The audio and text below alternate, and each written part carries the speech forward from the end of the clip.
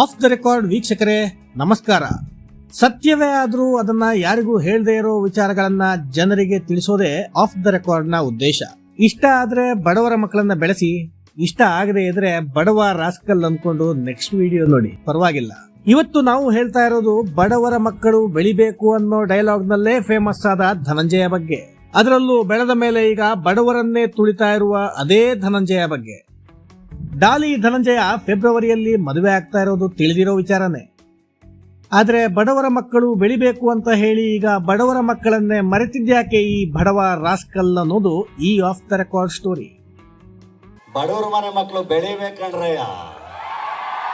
ಕಲ್ಲೇನಹಳ್ಳಿ ಅಡವಿಸ್ವಾಮಿ ಧನಂಜಯ ಇವತ್ತು ಡಾಲಿ ಧನಂಜಯ ಆಗಿ ಬೆಳೆದಿದ್ದು ತಮಾಷೆ ಏನೂ ಅಲ್ಲ. ಧನಂಜಯ ಹುಟ್ಟಿದ್ದು ಹಾಸನ ಜಿಲ್ಲೆಯ ಅರಸೀಕೆರೆಯ ಕಲ್ಲೇನಹಳ್ಳಿಯಲ್ಲಿ. ಅಪ್ಪ ಪ್ರೈಮರಿ ಶಾಲೆ ಮೇಷ್ಟ್ರು. ಮನೆಯಲ್ಲಿ ಊಟಕ್ಕಿಲ್ಲದ ಬಡತನ ಏನೂ ಇರಲಿಲ್ಲ. ಜೊತೆಗೆ ಒಳ್ಳೆ ಶಿಕ್ಷಣ ಸಿಕ್ಕಿದ್ರಿಂದ ಧನಂಜಯಗೆ ಇನ್ಫೋಸಿಸ್ ನಲ್ಲಿ IT ನೌಕರಿನೇ ಸಿಕ್ಕಿತ್ತು.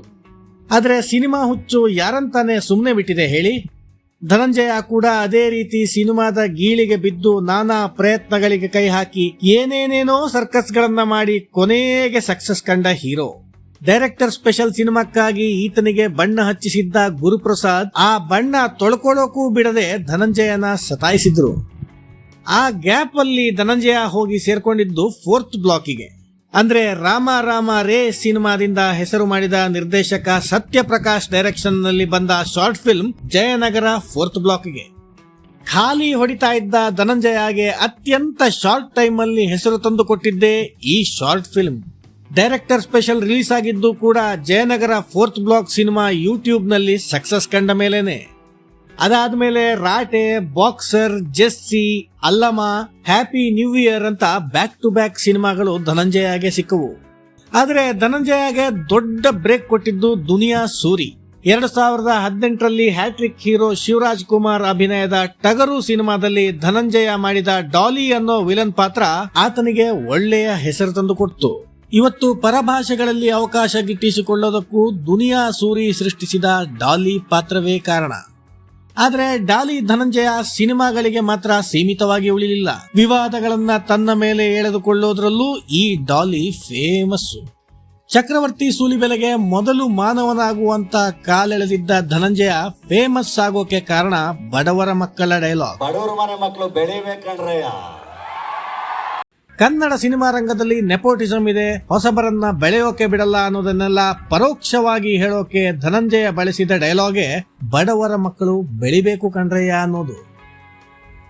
ಇದೊಂದು ಡೈಲಾಗ್ ಧನಂಜಯನನ್ನ ಹೊಸ ಎತ್ತರಕ್ಕೆ ಕರ್ಕೊಂಡು ಹೋಯ್ತು. ಬಡವ ರಾಸ್ಕಲ್ ಸಿನಿಮಾಕ್ಕಿಂತ ಜಸ್ಟ್ ಮೊದಲು ಹೇಳಿದಂತ ಈ ಡೈಲಾಗ್ ಆ ಸಿನಿಮಾಕ್ಕೆ ಒಳ್ಳೆಯ ಬೂಸ್ಟ್ ಅನ್ನ ಕೊಡ್ತು.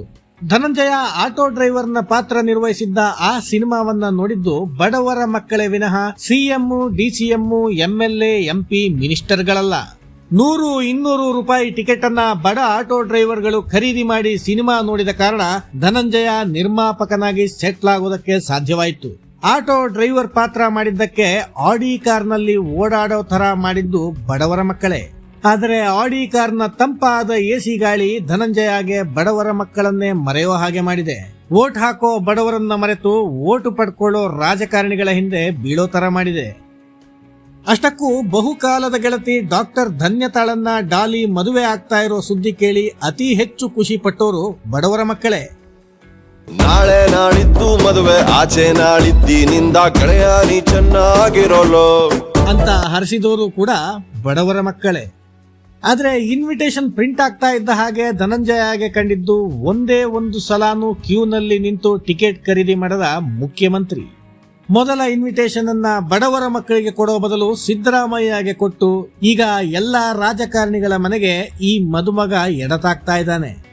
ಬಡವರ ಮಕ್ಕಳು ಬೆಳಿಬೇಕು ಕಣ್ರಯ್ಯ ಅಂದಿದ್ದು ಬೆಳೆಯೋದಕ್ಕೆ ಮಾತ್ರನೇ ಹೊರತು ಉಳಿಯೋದಕ್ಕೆ ತನಗೆ ರಾಜಕಾರಣಿಗಳ ನೆರಳೇಬೇಕು ಅಂತ ಡಾಲಿ ಸಾಬೀತು ಮಾಡ್ತಾ ಇದ್ದಾನೆ. ಬಡವರ ಮಗ ಬೆಳೆದಿದ್ದೇನೋ ಆಯ್ತು, ಹಾಗಾಗಿ ಇನ್ನೇನಿದ್ರು ಬೇಕಿರೋದು ಬರೀ ಸಾಹುಕಾರರ ಸಹವಾಸ.